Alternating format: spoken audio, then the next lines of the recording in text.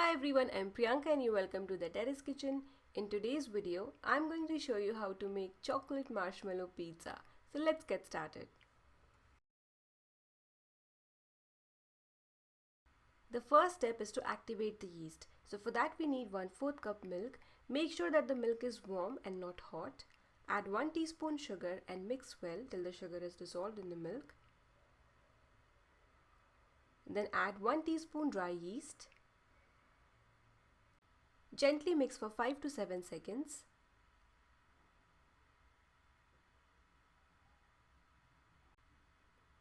Cover and let this mixture sit for 10 to 15 minutes.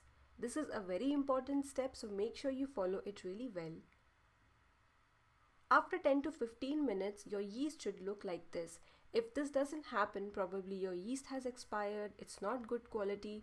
Whatever is the reason, please do not use that yeast for the recipe. Now in another bowl, take 1 cup all-purpose flour, that is Maida. You can take half Maida and half atta. Add a pinch of salt, do not add a lot. Mix well, add the yeast mixture. First mix the flour and the yeast mixture and after that add some water and make a medium soft dough.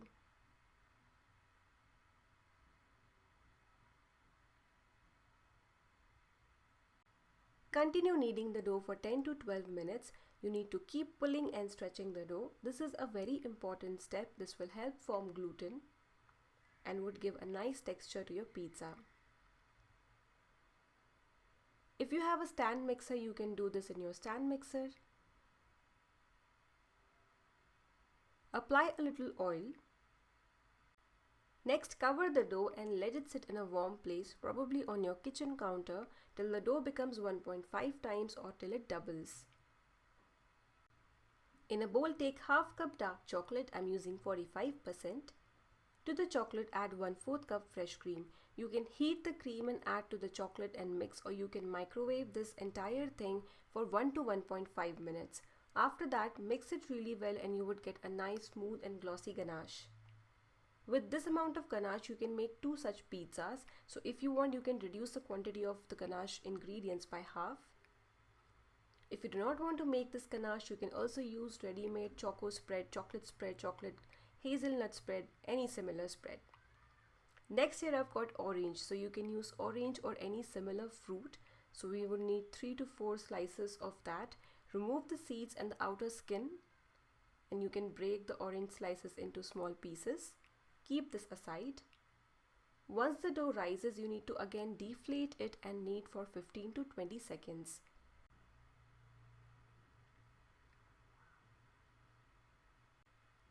Next, sprinkle some flour on your worktop or on your chakla.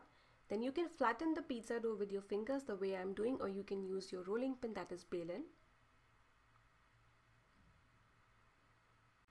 To bake this pizza, we need a plate. So here I've got a pizza plate, so you can use 7 to 7.5 inch pizza plate.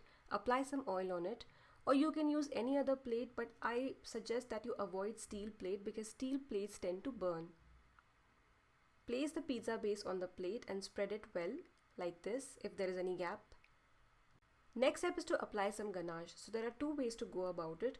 You can first bake your pizza base, take it out once it's done, apply the ganache and then again pop it in your oven for 3 to 4 minutes or 5 minutes with toppings like marshmallow. Or you can apply the ganache on the raw base and then bake this entire thing together. If you're not sure which pizza you would like more, you can divide the dough into 2 parts and make 2 small pizzas. In one, you can first apply the ganache and in the other one, you can first bake the base and then apply the ganache. So you can try both the methods.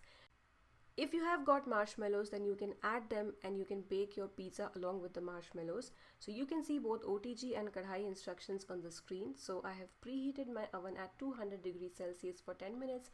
And next I'm going to bake this pizza for 15 to 20 minutes. If you've got a bigger oven, whatever oven you have, try to place your plate in the middle.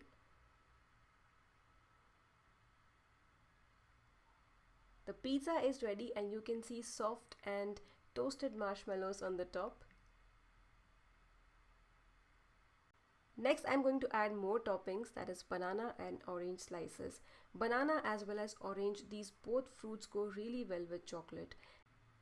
After placing the fruits on top of the pizza, you can finally add some more chocolate ganache. So you would be left with some chocolate ganache, the prepared ganache in this recipe. So you can add that to your piping bag, or you can simply take your spoon and add a little more ganache on top of this pizza before serving.